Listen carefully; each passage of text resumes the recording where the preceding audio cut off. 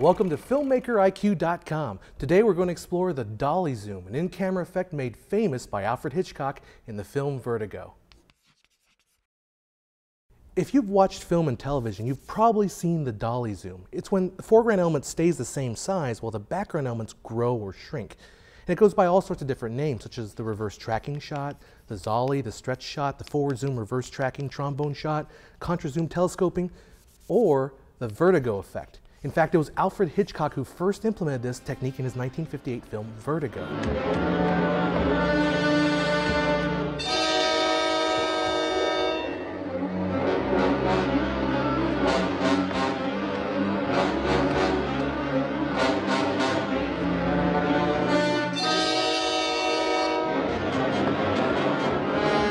According to legend, Alfred Hitchcock got this idea when he fainted at a party, and it was Paramount second unit cameraman Urban Roberts who developed it with Hitchcock for the film Vertigo.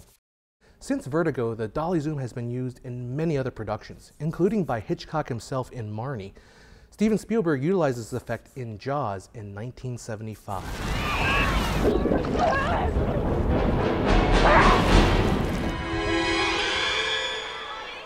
This sudden distortion of perspective isolates and zeroes in on Brody.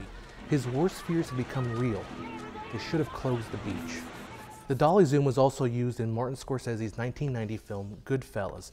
In this conversation between Ray Liotta and Robert De Niro, everything seems normal on the surface, but the Dolly Zoom emphasizes that the world is slowly changing around them. He took the booth near the window so he could see everyone who drove up to the restaurant.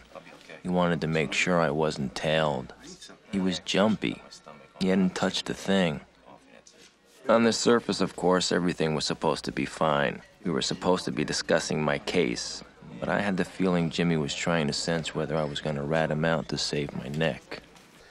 Henry has just come to the realization that his best friend has just put a hit on him, and there really are no Goodfellas in the life of crime.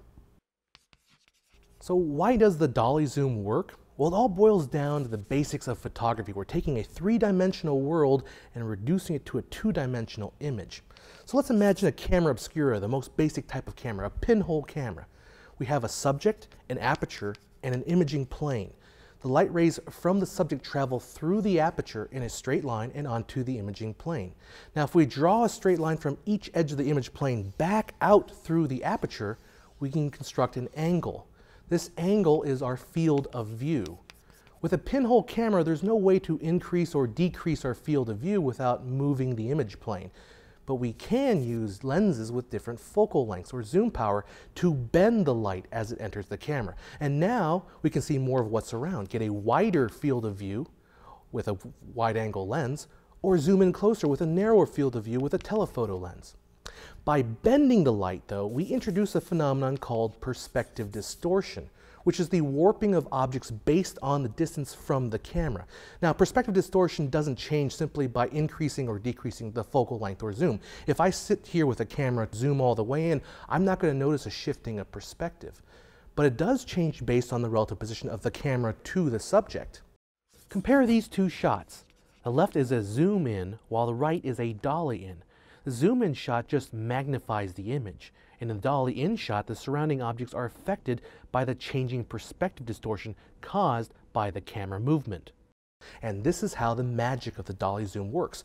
We increase the focal length, we zoom in, as we simultaneously dolly the camera out, or vice versa, we dolly in and zoom out. The zoom keeps the frame crop the same, so the foreground element stays roughly the same size throughout the move. This isolates the effect of the perspective distortion caused by the movement of the camera. And this shifting of perspective distortion is what creates the effect of the Dolly Zoom. Theory is all well and good, but it takes a little bit of effort to actually get a decent Dolly Zoom in production. You're going to need two things, a dolly and a zoom. Well, that should be pretty obvious. You can try to do it with a slider, but you might run into the problem of having the slider get in your shot, and that's not good. I have done it with a slider, you're just more limited. As far as the zoom goes, you really need to have a camera with a smooth zoom, preferably a motorized servo-controlled zoom. It's nearly impossible to pull it off with a photography lens unless you're shooting stop motion. After all, that's why it took them till 1958 to achieve this effect. They needed a smooth mechanical lens in order to pull it off. Now to demonstrate, I have a cutout of Maestro himself, Mr. Alfred Hitchcock. I'll start the shot dollied all the way in and zoomed out. I'll keep the aperture stopped down so I get a deep depth of field so I'm not fighting with the focus during this move. Now as I move the dolly out, I will carefully zoom in at the same time, trying to match the speed of the zoom with the speed of the dolly.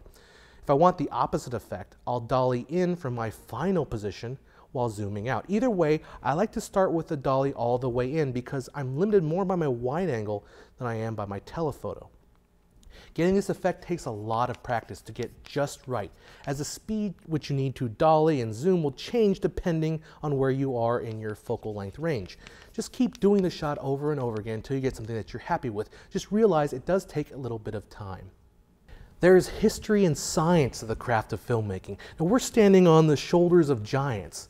The Dolly Zoom was the result of Renaissance painters, scientists studying optics, an uncredited second unit cameraman, a legendary director getting dizzy at a party who, with a talented cast and crew, went on to create what many believe is the greatest film ever made, Vertigo. Each step contributing to our collective understanding and our history. So go out there, use it, make something great. I'm John Hess. I'll see you over there at filmmakeriq.com.